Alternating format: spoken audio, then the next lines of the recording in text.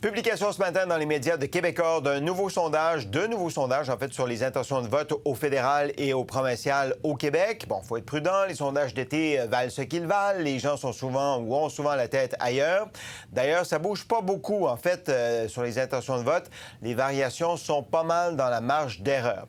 Mais il y a quand même des éléments intéressants, dont cette question, la greffe a-t-elle de la difficulté à prendre entre les Québécois et Pierre Poilievre?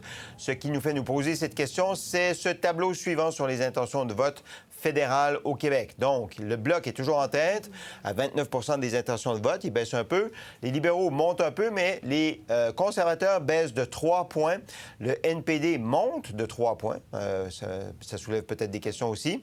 Et le Parti vert monte de 1 point. Donc, le Bloc est toujours en avance, mais les conservateurs ont comme de la difficulté à faire leur place. Dimitri, est-ce que la greffe prend? Est-ce que le message de M. Poilievre atteint les Québécois? Je dirais que la greffe est incertaine si elle veut ou si elle ne veut pas prendre. Vous avez raison sur les sondages d'été, mais c'est quand même un sondage léger. Donc, si on regarde le sondage et on le compare aux résultats de la dernière élection fédérale en 2021, les libéraux sont 7 points en dessous de ceux qu'ils ont eus en 2021. Le Bloc est à peu près à 4 points de moins parce que les libéraux avaient eu 34 le Bloc avait eu 32 et les conservateurs avaient eu, je pense, 17-18 je répète, en ce qui concerne le Québec, parce que M. Poilievre, bien sûr, mène dans les sondages dans toutes les autres provinces, le défi pour quelconque chef au Québec, c'est que les Québécois, ultimement, commencent à prendre leurs décisions et se tournent vers la politique fédérale une fois l'élection commencée. Le défi de M. Poilievre, c'est la question du ton. Est-ce que le ton de M. Poilievre est un ton qui sera accueilli favorablement? Parce qu'à 23 peut-être qu'il gagne quelques comtés de plus que ce que ses prédécesseurs, incluant Stephen Harper, ont gagné. Peut-être que ça l'amène aux alentours de 14-15 sièges. Ils ont une dizaine maintenant. Est-ce que ça lui permet de gagner 25 à 30 sièges? Non. Le pari que font les conservateurs, puis on le voit au courant de l'été, M. Poilievre a passé beaucoup de temps au Québec, leur ligne d'attaque sur le Bloc québécois, par exemple, le Bloc libéral. Je ne suis pas personnellement convaincu que c'est la bonne ligne d'attaque vis-à-vis le Bloc québécois. Pourquoi? Parce que les Québécois savent que de faire le parallèle entre le Bloc et les libéraux, de dire que le Bloc et les libéraux, c'est du pareil au même, ces deux partis sont à couteau tiré depuis plus de 30 ans et les Québécois le savent. Écoutez, je pense que, ultimement, une campagne électorale fera en sorte qu'il y aura une réponse à votre question, si cette greffe va ou ne va pas prendre. Puis, donc, à la différence du Bloc québécois, là, où c'est un discours particulier au Québec, Françoise, pour Pierre Poilievre, il tient, selon ce qu'on comprend, sensiblement le même discours à travers le pays. Il ne module pas son message au Québec, contrairement à ce que messieurs Harper ou O'Toole ou Scheer ont fait à une certaine époque. Est-ce que ça, selon vous, ça devrait être une stratégie à revoir ou c'est la stratégie à adopter? Françoise? Bien, je pense qu'au moment où on se passe, c'est la bonne stratégie. C'était la bonne stratégie l'année dernière aussi. Il y a cette espèce d'écœurite aiguë des Canadiens dans leur ensemble. Au Québec, c'est la même chose. Les Québécois ne sont pas différents du reste du Canada à ce niveau-là. Être tannés des hausses du coût de la hausse du coût de la vie, de plein de choses. Alors, ce côté... en maudit, là, passez-moi l'expression, les Québécois l'ont de la même façon que le reste, que les autres Canadiens. Et dans ce contexte-là, c'est sur ça qu'a modelé sa stratégie, que Pierre Poilievre a modelé sa stratégie. Donc, c'est pas pour rien. Je comprends, Dimitri, quand tu dis que d'assimiler le Bloc au Parti libéral, mais le point qu'il fait est qu'il n'arrête pas de nous répéter dans tous ces rallyes qu'il fait, que ce soit au Québec ou ailleurs, c'est que si on en est là, c'est à cause du Parti libéral au Québec et du Bloc québécois qui vote toujours, ou pratiquement toujours, en tout cas pratiquement, ils n'ont pas l'entente que le NPD a avec le Parti libéral, mais il appuie aussi le Parti libéral dans sa façon ou dans ses projets de loi. Alors, il essaie parce qu'il sait très bien qu'au Québec, s'il veut avoir plus de sièges que ce qu'ils ont eu par des temps immémoriaux, bien, il va falloir qu'il tasse le bloc. Et il pense avoir fait la job par rapport à Justin Trudeau, qui est très impopulaire. Et il fait la même chose, mais cette fois-là avec le NPD dans le reste du Canada, parce que c'est lui qui permet exactement. Alors, la stratégie est bonne, mais si le monde commence à changer, et on le sent un petit peu, je dis un petit peu, si les gens se défâchent, mettons que l'économie va mieux d'ici 6 mois, par le temps qu'on a une campagne électorale, que les gens soient un petit peu moins frustrés, bien, son discours d'enragé nous plaira peut-être pas autant. Sera-t-il capable d'adapter, changer une stratégie qui lui rentre de l'argent dans les coffres conservateurs, comme j'ai rarement vu? Je ne sais pas s'il va être capable de le faire parce que c'est dans sa nature, c'est dans son ADN d'être... Ça fait son affaire d'être comme ça, c'est lui, ça. Oui. OK. Donc, à voir pour M. Poilievre et la façon avec laquelle il parle aux Québécois. Pendant ce temps, à Québec, autre volet de ce sondage sur les intentions de vote au Québec, le Parti québécois perd 3 points à 29 la CAQ en perd 1 à 24 mais on a l'impression qu'elle freine quand même sa glissade. Les libéraux sont à 16 le Québec solidaire est à 15 Le Parti conservateur monte de 3 à 13 dans les intentions de vote. Ça a fait réagir Bernard Drinville et François Legault ce matin. Les résultats de ce sondage, on les écoute. De commencer à se réjouir parce que ça monte ou de commencer à déprimer parce que ça descend, honnêtement, t'es mieux de travailler. Puis, éventuellement, tu vas récolter. Moi, j'ai été élevé sur une terre. Vieille école. Tu sèmes, puis à un moment donné, tu récoltes. On travaille fort pour les Québécois. Ce qui est important, là, moi, ce que je regarde, c'est les résultats. Et M. Drainville a ajouté par la suite, il faudra voir les résultats justement de la récolte qu'on va avoir, si en effet ce qu'on a semé donne quelque chose. Michel, est-ce que la glissade de la CAQ est terminée selon vous? Bien, eux, ils doivent être sûrement très soulagés aujourd'hui, là, parce qu'elle semble, ça fait 2 sondages là, où c'est relativement stable, mais il y a encore un long chemin à parcourir. Je pense que là, c'est pas tant du côté de la CAQ qu'il faut regarder, c'est du côté du Parti québécois qui a monté assez rapidement dans les sondages. Et là, eux, il y a une petite glissade. Mais encore une fois, qui ne veut pas dire grand-chose parce que M. Paul Saint-Plamondon était complètement absent cet été. Ouais. Et puis, ça ne veut rien dire. Le seul bémol que je lui apporterais, je lui dirais de faire attention à des déclarations qui peuvent polariser la population. Puis je donne juste l'exemple de la déclaration suivante, quand il dit au sujet de l'immigration, nous allons soumettre aux Québécois une réduction drastique de l'immigration. Quand c'est trop excessif, là, il y a un mouvement de recul, parce qu'en région, il y a des PME, il y a des employés, des employeurs des deux côtés qui disent « Hey, nous, ce sont nos emplois qui en dépendent très souvent. » Alors, si on polarise trop, les Québécois n'aiment pas ça. Les Québécois, avant une campagne électorale, ils sont toujours un peu au centre.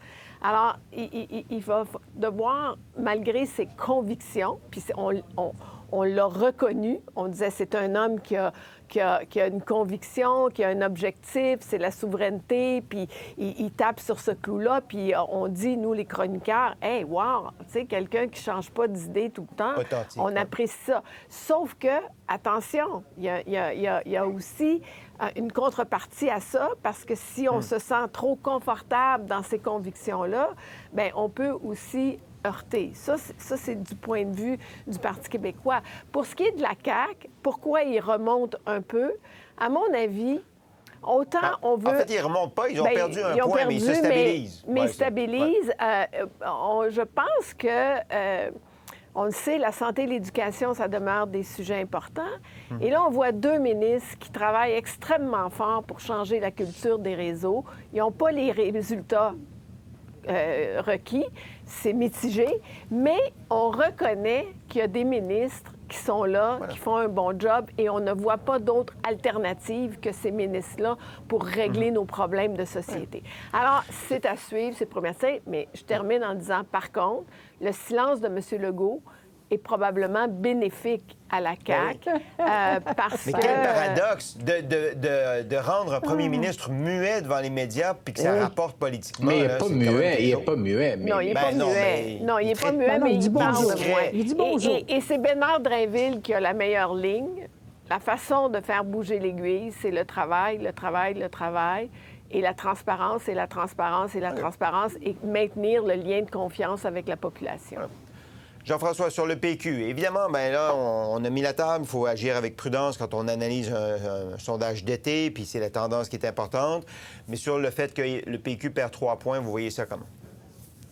En fait, le PQ est parti à l'élection avec, 15 des voix. Il est monté au printemps dernier jusqu'à 34, et là, il est replié à 29. Alors, la question, c'est de savoir, est-ce qu'il a à peu près trouvé un équilibre, c'est-à-dire une base plus solide, ou est-ce que c'est un plateau en attendant autre chose? Ce sont des sondages qui, comme le dit parfois Dimitri, ne vaudront rien pendant la campagne électorale. Mais quand même, puisqu'on est payé pour les commenter, et c'est ce qu'on fait, la donnée la plus intéressante du sondage, c'est que le taux de satisfaction du gouvernement de la CAQ a augmenté de 5 Alors ça dit tout sur le sondage. Pourquoi est-ce que ça a augmenté de 5 Il n'y a aucune raison que ça augmente de 5 il y a eu des problèmes de santé dans les régions pendant tout l'été. Il manque des profs à la rentrée. Donc, c'est simplement mécaniquement, vous savez, le taux de chômage est désaisonnalisé. Voilà. Alors, il faudrait désaisonnaliser les sondages aussi. Parce que ce qui se passe l'été, c'est que les gens qui étaient fâchés se souviennent plus pourquoi ils étaient fâchés contre le gouvernement. Puis ensuite, septembre, octobre revient, puis là, ils disent « Ah oui, OK, je me souviens! » Bon, alors, on regardera les sondages qui s'en viennent. Cependant, je dirais une chose, j'ai pas la même lecture que mon ami Michel. En ce moment, sur l'immigration, donc, il y a 29 des gens qui disent « Je voterais PQ si l'élection avait lieu aujourd'hui. » Si on leur disait « Est-ce que vous êtes en faveur d'une réduction drastique de l'immigration? » D'après moi, ce serait le double. Le double des Québécois diraient qu'ils sont d'accord avec ça. Tout à fait. J'invite un sondeur à le sonder, parce qu'on a 75 quand on a 75 des Québécois qui étaient en faveur d'une réduction, le mot drastique n'a pas été utilisé, mais 75 en faveur d'une réduction, ça fait quand même beaucoup de monde. Alors, donc, pour le reste, on verra aussi, moi, je ne sais pas si vous voulez en parler, l'effet Rodriguez sur l'intention de vote libérale est très intéressante. Attendez, je fais juste une parenthèse. Je donne la parole peut-être à Dimitri qui voulait peut-être commenter sur le Parti québécois et la Coalition Avenir Québec avant, puis on revient rapidement au PLQ après. Dimitri. Oui, ce que j'allais dire très rapidement, c'est que les sondages actuels sur la scène provinciale, c'est une très bonne nouvelle pour le Parti québécois et bien sûr, ils réussissent à garder leur lead à près de 30 des intentions de vote. Cela étant dit, tous les sondages actuels sur la scène québécoise en ce qui concerne les intentions de vote ont une très petite valeur pour une deuxième raison. Le joker qui demeure inconnu, c'est qui sera le prochain chef du Parti libéral du Québec et quel impact ce prochain chef aura. Et je pense que c'est à l'avantage tant du Parti québécois que du Parti libéral du Québec, c'est de polariser les Québécois parce que c'est comme ça qu'on a eu des gouvernements soit libéraux ou péquistes. Et ce que la CAQ va essayer de faire, c'est de dire aux Québécois, permettez pas à ces deux-là de vous polariser sur des enjeux de l'avenir du Québec. Concentrons-nous sur la santé et l'éducation. Et c'est de ça, je pense, que parlait Bernard Drinville. C'est de semer et de récolter les résultats sur les gros enjeux. Économie, santé, éducation. Puis on est à 2 ans des élections. C'est quand même une éternité en politique. Michel. Bien, ça sera intéressant de voir comment nous quatre définissons la polarisation des Québécois, parce que c'est à l'ère du temps, mais les libéraux n'ont jamais vraiment polarisé la population.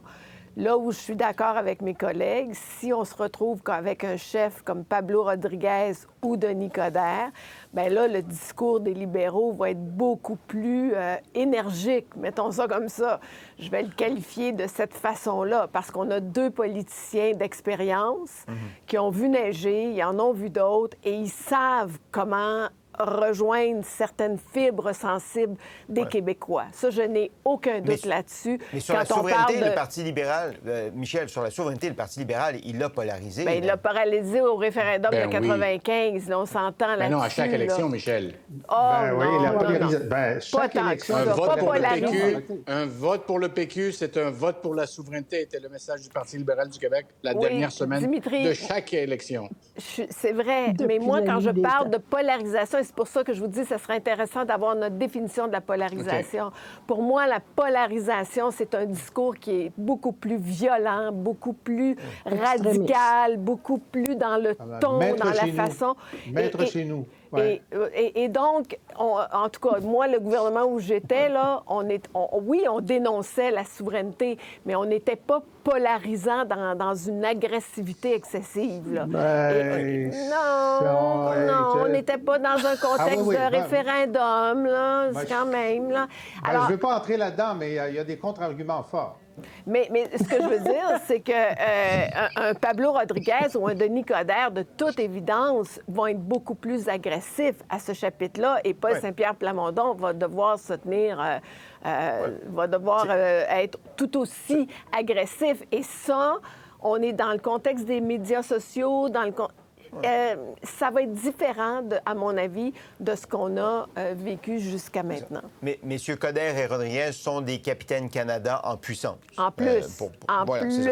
Et ce sondage les montre comme M. Coderre à 16 et M. Rodriguez à 13 comme les 2 meneurs sur qui ferait le meilleur chef du Parti libéral du Québec. D'accord. Puis juste dans ce tableau-là, on comprend que Marc Tanguay est dans le tableau, là, mais il ne sera pas candidat à la chefferie du Parti libéral. Il est par intérim. Rapidement, Jean-François, en conclusion. Oui, moi, ce que je trouve... Bon, justement, ils ont testé trop de monde là, pour la direction, donc on n'a pas une vraie... ils ont mis Marois Risky là-dedans, mais ils ont demandé si Rodriguez ou Coderre était chef du Parti libéral, quelle serait votre intention de vote? Coderre ne fait pas changer l'intention de vote qui est à 16 Rodriguez l'a fait monter de 3 points. C'est le seul alors qu'il vient juste d'arriver dans le portrait. Alors, c'est le seul qui fait monter, mais il fait, pour donner raison à Dimitri, il fait monter le PQ aussi. Il va chercher son vote seulement dans les autres partis et pas au PQ. Alors, donc, effectivement, sur la base fragmentaire de ce sondage, ça nous montre que le meilleur rapport qualité-prix parmi les chefs pour l'intention de vote, pour l'instant, c'est Pablo Rodriguez. D'accord. Encore faut-il qu'il plonge. À un moment donné, il va falloir qu'il se décide. D'accord. Jean-François, en passant, il fait la promotion de M. Rodriguez parce que M. Rodriguez, apparemment, selon le sondage, fait remonter le PQ. Ouais. Oui, exactement. Il choisit son homme. Pour voir nos émissions en entier, rendez-vous sur la chaîne Ici RDI.